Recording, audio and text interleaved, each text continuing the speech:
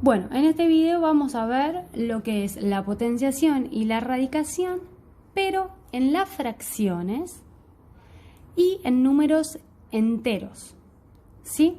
Entonces, recordar la potenciación y la radicación. Si no se acuerdan, pueden ver otros videos para recordar cómo se resolvía.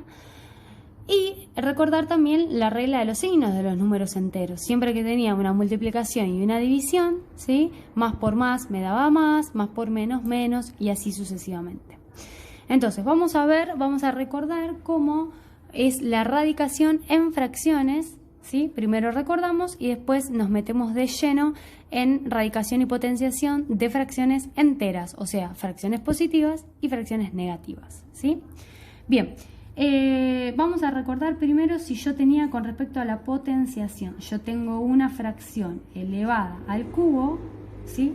Simplemente, ¿cómo se resuelve esto? Bueno, como tengo un paréntesis, ¿sí?, que está encerrando a toda mi fracción y toda esa fracción está elevada al cubo, ¿esto qué significa? Que tanto el 1 está elevado al cubo como tanto el 2 está elevado al cubo. Entonces yo lo que hago es resolverlo por separado. Esto lo puedo pensar o lo puedo escribir. Si yo lo quisiera escribir, hago 1 al cubo sobre 2 al cubo. ¿Es necesario escribirlo? No, lo puedo pensar en forma separada y decir, bueno, ¿cuánto es 1 al cubo? 1. ¿Cuánto es 2 al cubo? 8. Y ese es el resultado final, ¿sí? Esas con potencias, con fracciones positivas, ¿sí? Ahora, si yo, por ejemplo, tengo fracciones negativas, ejemplo, menos 1/2 al cuadrado. Acá es donde me tengo que acordar de la regla de los signos y de determinadas cuestiones que yo ya expliqué también en la potenciación y radicación de números enteros en videos anteriores, ¿sí? Donde teníamos que pensar que si la base es negativa y mi exponente es par, mi resultado siempre va a ser positivo. Ahora, si mi base es negativa y mi exponente es impar, mi resultado siempre va a ser negativo. ¿De dónde viene esto? Bueno, del concepto de la potencia y de la regla de los signos. Las bases siempre pueden ser o números decimales, o pueden ser fracciones, o pueden ser números naturales, o pueden ser números enteros, ¿sí? Entonces, esto es una potenciación, ¿sí?, que hay que resolverla. Mi base tengo que distinguir que es menos 1/2. Toda mi base es menos 1/2. No es el 2 la base, sino que toda mi base es el menos 1/2 y mi exponente es el 2. Entonces, si yo quiero aplicar el concepto de la potencia, ¿qué tendría que aplicar? Que yo multiplico 2 veces a mi base. ¿Qué base? Toda esa fracción con su signo. Yo tendría que hacer menos 1/2 por menos 1/2, ¿sí? Y ahora resuelvo, manera tradicional, multiplicación de fracciones, multiplico en forma horizontal, 1 por 1, 1, 2 por 2, 4, y después aplico la regla de los signos, menos por menos, más. Si aplico el concepto de potencia y regla de los signos para el tercer ejemplo, yo tengo que multiplicar 3 veces a mi base. ¿Qué base? Menos 1/2. Entonces hago menos 1/2 por menos 1/2 por menos 1/2, 3 veces. Entonces, 1 por 1 por 1, 1. 2 por 2 por 2, 8. Y ahora me fijo en la regla de los signos para saber qué signo va a tener mi resultado. Menos con menos me da más con menos, menos, ¿sí? Pero con acordarme esto que también se da en los números enteros, ¿sí? Yo sabía que si yo tengo un número negativo elevado a un exponente par, siempre me da positivo. Y si yo tengo un número negativo elevado a un exponente impar, siempre me va a dar negativo.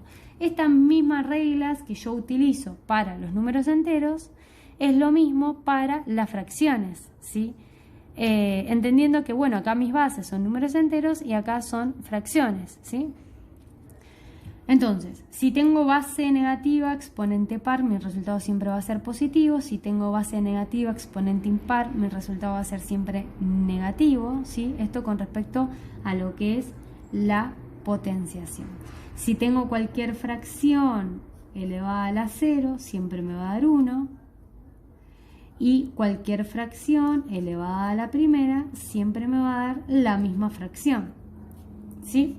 Y recordamos también una propiedad fundamental, que es cuando yo tengo una fracción elevada a un exponente negativo. Cuando yo tengo un exponente negativo, acá siempre me tengo que acordar que para que mi exponente deje de ser negativo, yo tengo que lograr que se me transforme en positivo. Lo que tengo que hacer es dar vuelta a la fracción. Entonces, cuando doy vuelta a la fracción, automáticamente mi exponente deja de ser negativo para pasar a ser positivo. Y ahora lo resuelvo como lo expliqué con anterioridad. 3 a la 1 me da el mismo número, 2 a la 1 me da el mismo número. Otro ejemplo, si yo tengo que hacer 2 quintos a la menos 2.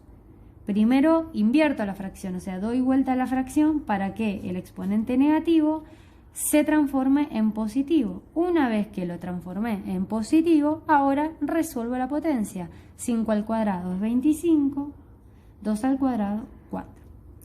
Eso con respecto a la potenciación. Y con respecto a la radicación, ¿sí?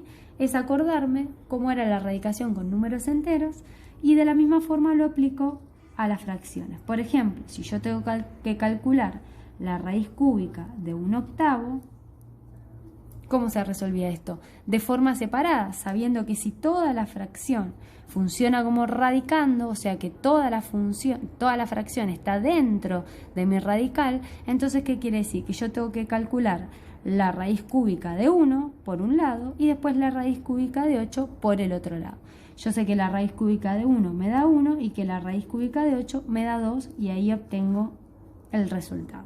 Si yo hubiese tenido este ejemplo, esto es para que se den cuenta lo que acabé de explicar. Si yo tengo este ejemplo, ¿sí? Yo acá me doy cuenta que toda la fracción no está dentro de mi radical, sino que solamente el 1 está dentro de mi radical. ¿Qué significa esto? Que acá yo no tengo que calcular la raíz de 1, cúbica de 1 y también la raíz cúbica de 8. Solamente calculo la raíz cúbica de 1, o sea, de todo mi numerador, que me da 1, y el denominador lo dejo como está. Ahora, ¿qué hubiese pasado si yo tendría que buscar la raíz cúbica, pero de una fracción negativa? Acá también tengo que recordar las raíces con números enteros. Siempre que yo tenía una raíz negativa con un índice impar, mi resultado iba a ser negativo, ¿sí? Si yo tengo una fracción positiva, índice impar, resultado positivo. Fracción negativa, índice impar, resultado negativo. Si yo tengo una fracción positiva, y ojo con esto, una fracción positiva con un índice par, acá es donde tenía doble resultado, que yo esto ya lo expliqué en videos anteriores, pero si quieren lo vuelvo a explicar, ¿sí? ¿Por qué tiene doble resultado? Porque si yo hago 1/2 por 1/2 me da 1/4, pero también si yo hago -1/2 por -1/2 también me da 1/4. Entonces por eso tiene doble resultado. ¿Cuándo vamos a tener doble resultado? En este caso, que es un caso especial, en donde tengo mi radicando positivo y mi índice par. ¿Y qué pasaría si tengo, por ejemplo, tengo que encontrar la raíz cuadrada de -1/4? Este también es un caso especial en el cual no tiene doble resultado, sino que directamente no tiene solución. ¿Por qué no tiene solución? Porque no hay ningún número que multiplicado 2 veces por sí mismo me dé -1/4. Algunos deben pensar, bueno, da 1/2. Bueno, pero 1/2 por 1/2 me da 1/4, no me da -1/4. Bueno, entonces no será 1/4, será -1/4, -1/2. Bueno, probamos. -1/2 por -1/2, 1 por 1, 1, 2 por 2, 4, negativo por negativo, positivo. Tampoco llego al resultado que quería llegar, que era -1/4. Entonces, este caso especial es el caso de raíces donde no hay solución. Acá no hay solución y acá hay doble solución.